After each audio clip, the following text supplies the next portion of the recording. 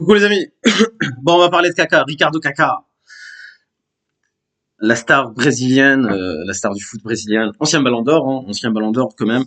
C'était quand qu'il a eu le Ballon d'Or en 2000, je dirais 2007, 2008, 2007, 2008. Je pense que c'est cette saison-là où ils ont gagné la Champions League avec la l'AC Milan, où il était sacré Ballon d'Or. Et juste après, avec avant, c'était avant l'ère de Messi, Ronaldo avant.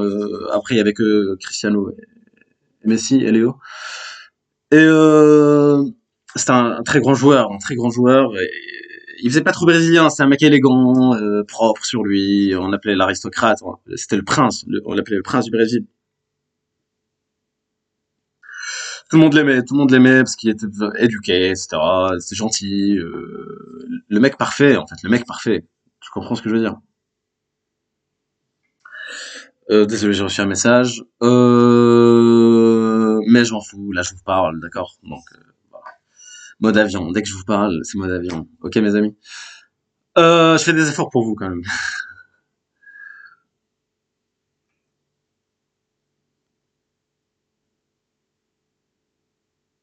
Ah ok.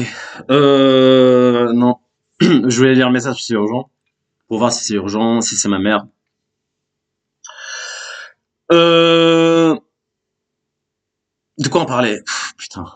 Je perds la mémoire parfois, hein. Donc, Kaka, il s'est fait quitter. Il s'est fait quitter, on a envoyé cet article-là où il s'est fait quitter, en fait, par sa nana. Millionnaire, etc. Star du Brésil, star du foot. Il pesait combien? Il pesait 3 à 400 millions, je dirais. 3 à 400 millions facile, hein, parce qu'il a gagné beaucoup d'argent avec Orlando City, avec le Real, bon, le Milan à l'époque, etc., etc.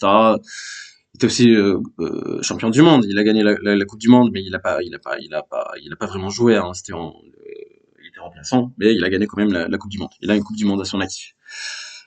Bref. Bon, il s'est fait quitter par sa nana. Bon, il s'était marié, etc., avec des enfants, et il a divorcé. Bon, ben là, récemment, là, il s'est remis, je crois que c'est en 2018, il s'est remis avec une autre nana, avec une mannequin, qui est aussi belle, ou plus belle, je dirais même. Il s'est remis avec elle.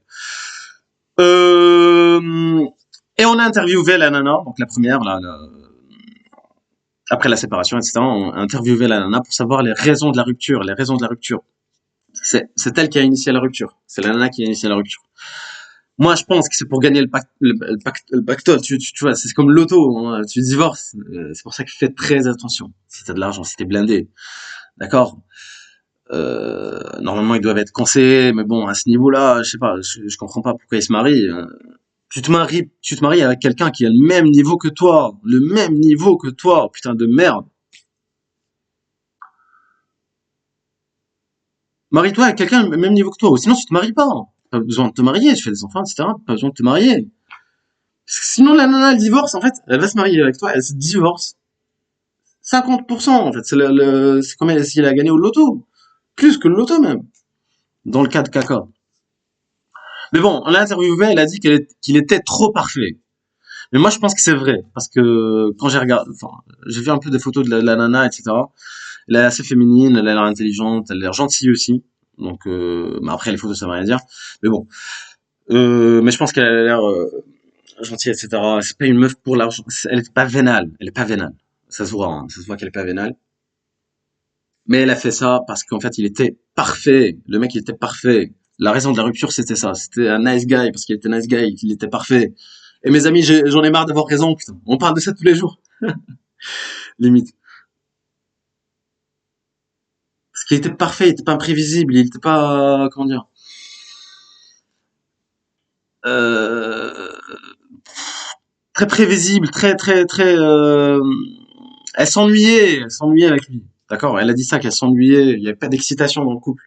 Le mec, il croyait bien faire, parce qu'il a pas d'expérience, etc. C'était sa première nana. Bon, le mec était religieux, enfin, religieux, vous avez compris, dans l'association, dans leur religion à eux, donc les religions classiques.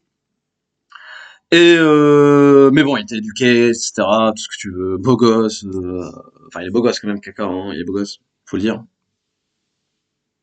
Et elle a quand même quitté. Pourquoi? Parce qu'il était parfait. C'est quoi la définition de parfait? C'est nice guy, il était gentil, il était trop à fond. Il veut bien faire, il veut tout bien faire, d'accord? Mais ça marche pas comme ça avec les nanas.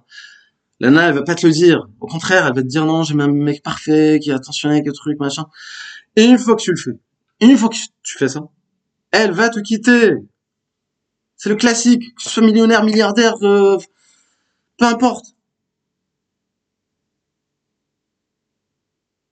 Peu importe, les amis. Et j'en ai marre d'avoir raison. On parle de ça tout le temps.